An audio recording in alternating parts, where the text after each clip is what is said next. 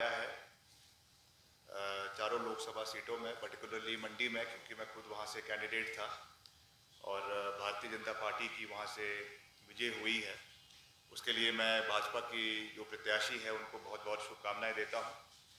और जो मत हमें वहाँ पर मिला है 45% जो है वोटिंग हमारे पक्ष में हुई है और करीबन जो है आपका 4,50,000 वोट हमें वहाँ पे पड़े हैं। उन सब का मैं सबसे पहले मतदाताओं का और सभी पार्टी के कार्यकर्ताओं का बहुत बहुत धन्यवाद करना चाहता हूँ कि उन्होंने हमें ये समर्थन दिया, प्यार दिया और आशीर्वाद दिया।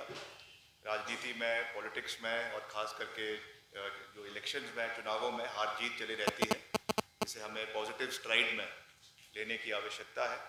मगर ये एक बात मैं पूरे विश्वास के साथ कह सकता हूँ विद फुल कॉन्फिडेंस कि जो हमने एक सकारात्मक विजन मंडी के लिए मैंने रखा है वो केवल चुनावों तक ही सीमित नहीं था, जिसमें स्मार्ट सिटी को लाने की बात मैंने रखी है, जिसमें रोहतांग टनल के निर्माण के तर्ज पर जलोरी जोत टनल के निर्माण की बात है या बुब्बू जोत टनल के निर्माण की बात है और भी जो बड़े इंफ्रास्ट्रक्चर प्रोजेक्ट्स हैं।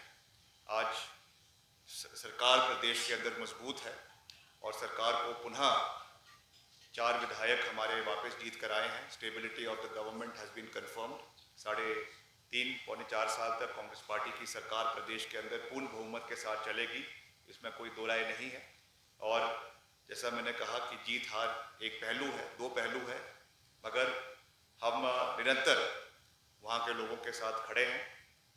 जिन लोगों ने समर्थन किया उनके साथ भी, जिन्होंने किन्हीं कारणवश नहीं किया उनके साथ भी, और मिलकर जो वहाँ के कार्य है उनको आगे लेकर जाना, उसमें अपना पूरा योगदान वहाँ के विकास के लिए देना, ये हमारी प्राथमिकता रहेगी।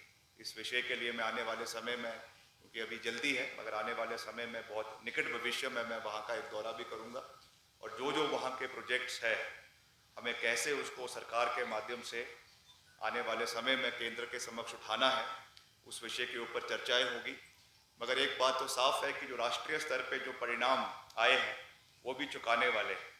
जिस तरीके से 400 पार की बातें कही जा रही थी, आज वो आंकड़ा भाजपा से और एनडीए से कोसों दूर है। 250 का आंकड़ा भी बीजेपी अपने आप पे, अपने बलबूते पर पार नहीं कर पाई है और आज जो है वो लग रहा है कि मोदी जी को अपना मुखौटा हटाकर वाजपेयी साहब का मुखौटा अपने चेहरे पर लगाने की आवश्यकता पड़ सकती है। इसलिए जो बातें गठबंधन से आज तक नहीं हो रही थी, किसी को उप प्रधानमंत्री बनाने की बात हो रही है, किसी को और चीज़ें हो रही है, इसके क्या परिणाम निकलेंगे आने वाले समय में वो तो हमारा राष्ट्रीय जो हमारा सेंट्रल लीडरशिप है पार्टी का वो तय करेंगे कि कौन एनडीए में रहता है और कौन वहाँ से इंडिया गठबंधन में आता है, क्योंकि कांटे की टक्कर है, वो चीज़ें राष्ट्रीय स्तर पे तय होगी।